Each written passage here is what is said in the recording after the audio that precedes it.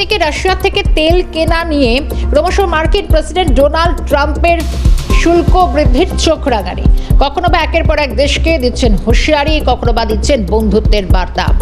শুধু তাই নয়, ভারতকে যেরকম রাশিয়া থেকে তেল কেনা নিয়ে শুল্ক বৃদ্ধির উপর একের পর এক এই হুঁশিয়ারি চাপিয়ে যাচ্ছেন ট্রাম্প, এবং অন্যান্য প্রতিবেশী দেশগুলোর ক্ষেত্রে একই পদ্ধতি নিয়েছেন ট্রাম্প।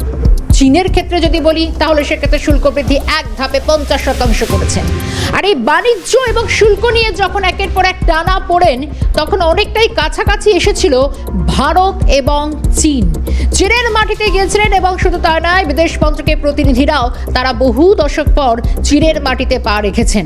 কেন বলছি এ কথা? তার কারণ হচ্ছে এরকম একটি আবহের মধ্যে আবারও কি কোথাও পরিস্থিতির একটু হলো অদল বদল ঘটতে চলেছে। কারণ ভারতীয় ভূখণ্ডের একটি অংশ যেখানে চীন এবার নিজেদের বলে আবারও দাবি করছে, আর এখানেই তৈরি হয়েছে যে জায়গা, কারণ ভারতের ভূখণ্ড নিজেদের বলে দাবি করছে চীন, এবং এখানেই যে জায়গাগুলো তৈরি হয়েছে, কারণ জম্মু কাশ্মীরের শাকগ্রাম উপত্যকা, তাতে ভারতের দাবি নেই, উপত্যকার ওপর ভারতের দাবি নেই, বরং ওই উপত্যকার অধিকার চীনের। চীনের তরফ থেকেই হুঁশিয়ারি দেওয়া হচ্ছে, চীনের নিজস্ব ভূখণ্ডে অবকাঠামো নির্মাণ করা সেটা শুধুমাত্র একটা ন্যায্য। দাবি করছেন কে? চীনা পররাষ্ট্র মন্ত্রণালয়ের মুখপাত্র মাও নেং। চীনের দাবি প্রত্যাখ্যান করেছে ভারত খুব সংগতভাবে। এই মুহূর্তে গোটা বিষয় আবারও কি চীনের সঙ্গে ভারতের সম্পর্ক তোলানিতে আসতে চলেছে? কোন জায়গায় কূটনৈতিক স্তরে কি আলোড়ন পড়তে চলেছে? একটু আলোচনার জন্য যাবতীয় নিউজ রুমে আমাদের সঙ্গে রয়েছেন কর্নেল, অবসরপ্রাপ্ত সেনাকর্তা কর্নেল রাজেন্দ্র ভাদুরী। কর্নেল ভাদুরী, আলোচনায় স্বাগত জানাচ্ছি। এবং এই যে গোটা প্রেক্ষাপটটা নতুন করে তৈরি হয়েছে, ফের ভারতীয় ভূখণ্ডকে নিজেদের বলে দাবি করছে চীন। প্রথমেই বলবো যে দাবির যথার্থতা কোথায়? দেখুন, সাতগ্রাম ভ্যালি স্পেসিফিক্যালি একটা ইতিহাস আছে। সাতগ্রাম ভ্যালি অরিজিনালি জম্মু কাশ্মীর রিয়াসত মানে প্রিন্সলি স্টেটের একটা নর্দার্ন টেরিটরি ছিল। আর তারপর 47-48 ওয়ারে ওটা একটা পোর্শন পাকিস্তানের কবজায় চলে গেল, বাকিটা পোর্শন আমাদের কবজায়। তো ওটা আমরা পাকিস্তান অকুপাইড কাশ্মীর বলি, ওরা পাকিস্তানিরা আমাদের পোর্শনটাকে ইন্ডিয়ান অকুপাইড কাশ্মীর বলে। যাই হোক, এই সাতগ্রাম ভ্যালিটা হচ্ছে পাকিস্তান অকুপাইড কাশ্মীরের একটা পোর্শন। 1963 সালে পাকিস্তান আর চায়নার মধ্যে একটা চুক্তি হলো, বর্ডার এগ্রিমেন্ট, যেটাতে পাকিস্তান আর চায়না একনের বর্ডারকে সেটেল করলো যে আগ্রাসন হবে না, একনের টেরিটরিকে মানে ক্লেম করবে না। সেই চুক্তির আন্ডারে সাতগ্রাম ভ্যালিটাকে পাকিস্তান চায়নাকে ট্রান্সফার করে দেয়। তারপরের থেকে পাকিস্তান আর চায়নার মধ্যে অ্যাটলিস্ট এই আমরা যেটাকে পাকিস্তান অকুপাইড কাশ্মীর বলি, এই ফ্রন্টিয়ারে চায়নার সঙ্গে পাকিস্তানের 1963 সালের পরের থেকে কোনো ডিসপিউট নেই। চায়না কোনো অ্যাডিশনাল টেরিটরি নিজের ক্লেমও করে না, আর পাকিস্তানের সঙ্গেও কোনো ঝগড়া নেই। এটা একটা 1963 সালে সেটেল হয়ে গেছিল। এখন প্রবলেমটা হচ্ছে ইন্ডিয়ার stand point.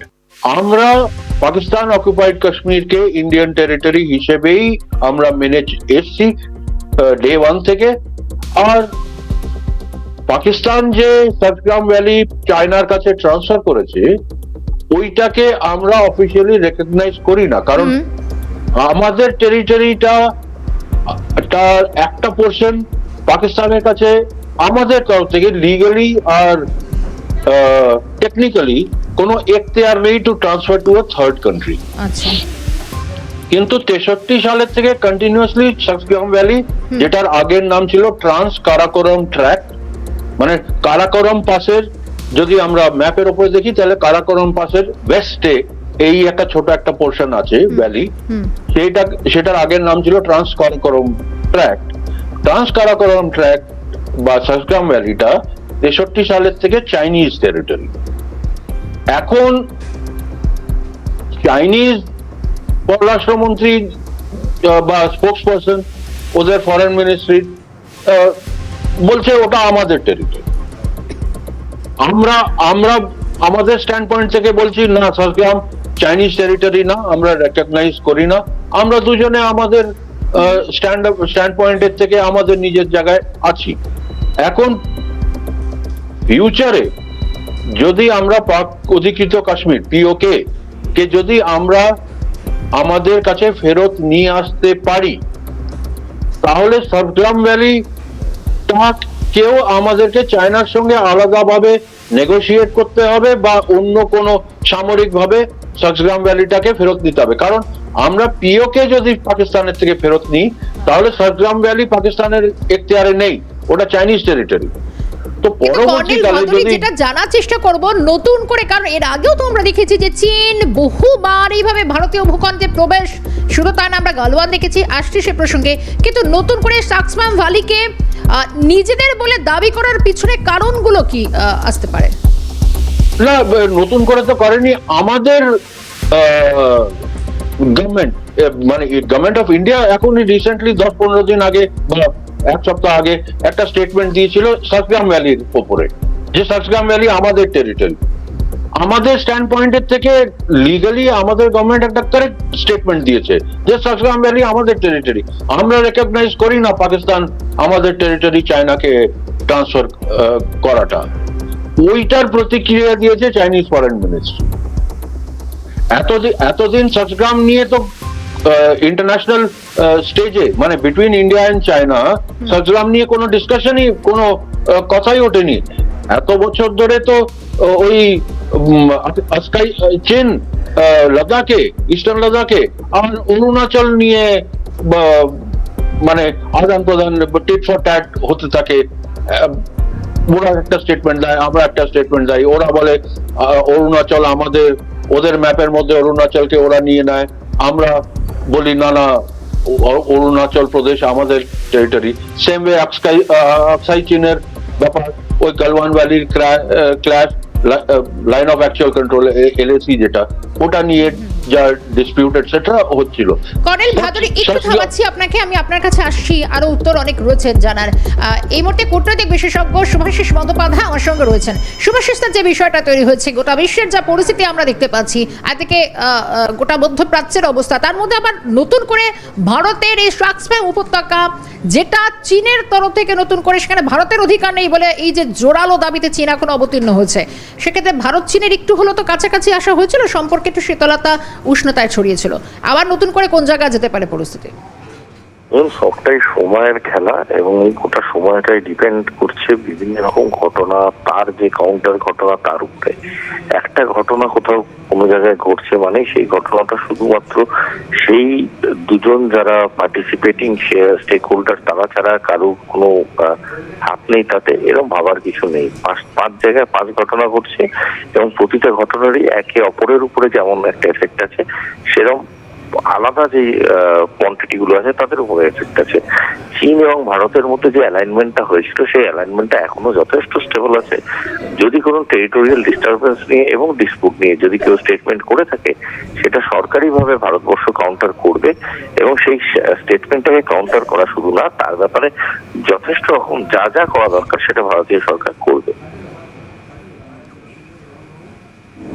Hello, Shubhashis sir, ধন্যবাদ জানাবো আপনাকে। শুভাশিস বন্দ্যোপাধ্যায় আমাদের সঙ্গে ছিলেন। কর্নেল ভাদুরী রয়েছেন। কর্নেল ভাদুরী, আপনি এখন যে জায়গাটা এসে দাঁড়িয়েছে এই অবস্থায়, এক্ষেত্রে ভারতের অবস্থান, কারণ একের পর উপত্যকার দিকে একের পর, কারণ কাশ্মীরের মাটি পিওকে নিয়ে এই লড়াই আজকের নয়, দীর্ঘদিন ধরে একের পর এক ভারতের উপত্যকাগুলোর দিকে নজর প্রতিবেশী দেশের। এক্ষেত্রে ভারতের অবস্থান আরো কতটা দৃঢ় হচ্ছে? দেখুন, পাকিস্তান অকুপাইড কাশ্মীর হোক বা ইস্টার্ন লাদাখ চাইনিজ অকুপাইড হোক বা অরুণাচল প্রদেশ হোক, ইন্ডিয়ান গভর্নমেন্টের স্ট্যান্ড চিরকালই দৃঢ় ছিল, আর মানে স্ট্রেট ফরওয়ার্ড ছিল। এটার মধ্যে কোনো অ্যাম্বিগুইটি ছিল না। পিওকে আমাদের টেরিটরি, আমরা এটাকে আমাদের ম্যাপেও দেখি, যদি অন্য কোনো এই গুগল এটসেট্রা ম্যাপ যদি ডিস্টার্ব করে, আমরা মানে আধিকারিকভাবে officially from the government foreign ministry et cetera আমরা ওটার প্রতিবাদ করি, প্লাস ফোর্স করি ফরেন এজেন্সিসকে ম্যাপটাকে ঠিক করে দেখানো। সেম ওয়ে মানে অরুণাচলের সিচুয়েশন আলাদা। অরুণাচলের সিচুয়েশন ফিজিক্যালি অরুণাচল আমাদের স্টেট, কিন্তু চায়না ওটাকে ক্লেম করে আর এটাকে বলে কার্টোগ্রাফিক অ্যাগ্রেশন, মানে ম্যাপের ওপরে যুদ্ধ চলছে, কে কোথা দিয়ে লাইন টানছে।